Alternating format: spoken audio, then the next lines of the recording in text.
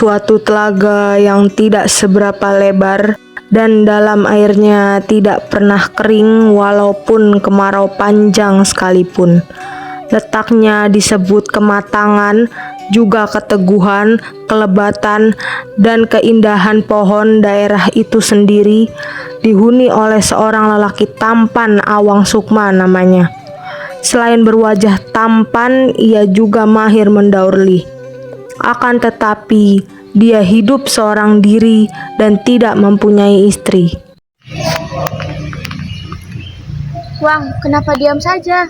Gini, Sep, apakah aku akan selamanya sendiri seperti ini? Tidak, suatu saat Tuhan pasti memberikan jodohmu. Kamu tunggu saja dan banyak bersabar. Terima kasih ya, Sep, telah memberikan saran kepadaku. Sama-sama, yuk kita pergi lagi.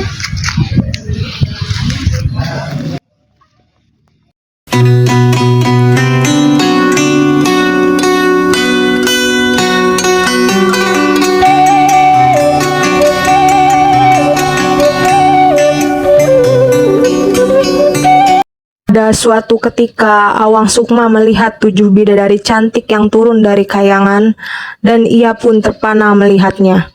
Ia mengikuti mereka hingga sampai ke sungai.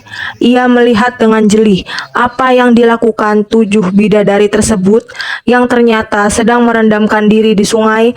7 bidadari tersebut menyanyikan sebuah lagu yang berasal dari Kalimantan, yaitu Ampar-Ampar Pisang.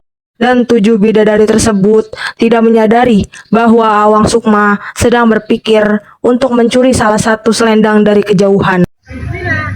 Ada apa, Sep? Itu Tuang, itu bukannya bidadari yang sama selendangnya? Iya, Sep, aku akan mengambil salah satu dari selendang itu.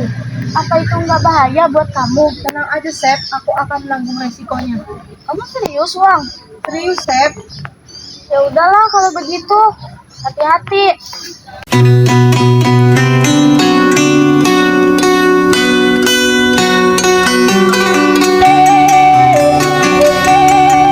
Ketika 7 bidadari ingin mengenakan kembali selendangnya, ternyata salah seorang di antara mereka kehilangan selendangnya. Bidadari tersebut adalah bidadari ketujuh, yaitu bidadari yang paling cantik di antara ke-6 saudaranya. Akibatnya, bidadari ketujuh tidak dapat kembali ke kayangan karena saudaranya pun meninggalkannya di bumi.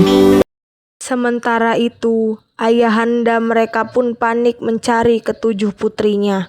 Ia pun memerintahkan dayangnya untuk mencari putrinya. Dayang, kemari cepat. Ada apa yang mulia? Cepat cari putriku. Dari mana saja kalian semua? Dari mana putri bungsu? Maafkan kami Ayahanda, kami dari bumi.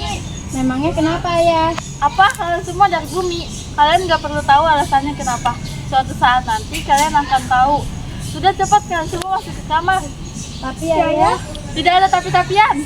Sementara itu, bidadari ke-7 penuh dengan kebingungan, kecemasan, dan ketakutan. Saat itu, Awang Sukma keluar dari tempat persembunyian. Tuan Putri, jangan panik dan cemas. Tinggallah bersama hamba di sini. baiklah, terima kasih atas bantuannya. Bidadari ke-7 pun tinggal bersama. Sukma pun merasa bahwa dari bidadari ke-7 jodohnya, sehingga ia meminangnya dan bidadari ke-7 pun menerimanya. Apakah kamu bersedia menikah dengan hamba? Iya, aku bersedia.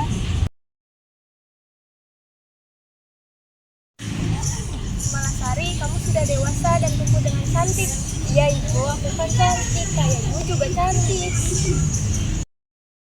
Pada malam hari, Awang Sukma tertidur lelap sekali dan bidadari ke-7 duduk di sampingnya Kumala. Bidadari ke-7 pun menyadari di bawah sesuatu yang jauh tersebut. Ternyata selama ini suamiku yang mencuri dan menyembunyikan selendangku, sehingga aku tidak bisa kembali ke kayangan. Bidadari ke-7 pun segera untuk kembali ke kayangan dan bertemu dengan ayah serta kakak-kakaknya. Kemudian bidadari ke-7 pun mengenangkan selendang itu dan menghampiri Kumalasari untuk memeluknya. Ibu mau kemana? Ibu harus kembali ke tempat ibu berasal. Ibu jangan pergi, jangan ninggalin aku. Maaf ya, ibu nggak bisa. Kalau ibu tidak pergi, ibu akan marah.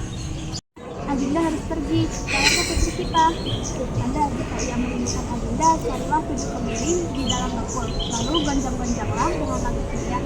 Maka Adinda akan menemukannya. Baiklah jika seperti itu. Bu, sudahlah anakku. Kamu akan kembali jika kamu merindukannya.